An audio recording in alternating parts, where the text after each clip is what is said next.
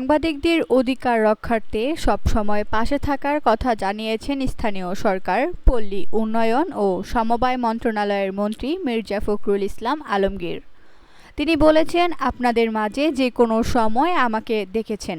আমি আজকে বলে যেতে চাই যে আপনাদের অধিকার রক্ষার্থে আমি আপনাদের সঙ্গে ছিলাম, আছি এবং থাকব। মির্জা ফখরুল বলেন, 16 জুনে আমরা আজকে সেই কালো দিবসকে মনে করব। শুধু মনে করলে হবে না, এ দিবস যেন ফিরে না আসে আমাদের রাষ্ট্রেই, আমাদের রাজনৈতিক জীবনে, সেই কথাটা আমাদের নিশ্চিত করতে হবে।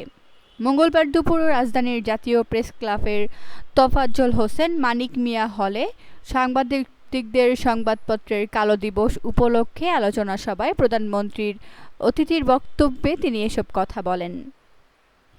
বাংলাদেশ ফেডারেল সাংবাদিক ইউনিয়ন ও ঢাকা সাংবাদিক ইউনিয়ন যৌথ উদ্যোগে এই আলোচনা সভা আয়োজন করে।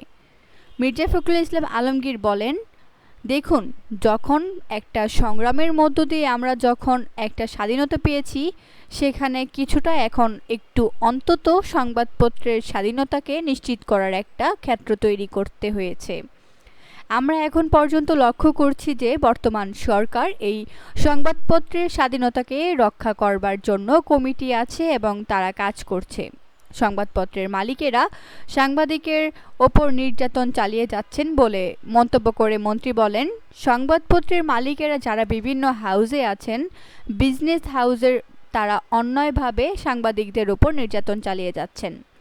প্রধানমন্ত্রী তারেক রহমান দায়িত্বে আসার পর সংবাদপত্রের স্বাধীনতার কথা বারবার বলেছেন বলে উল্লেখ করে তিনি বলেন, প্রধানমন্ত্রীর ঘোষণার মধ্যে আপনাদের সংবাদ স্বাধীনতাকে নিশ্চিত করার ব্যাপারটা তিনি বারবার করে বলেছেন।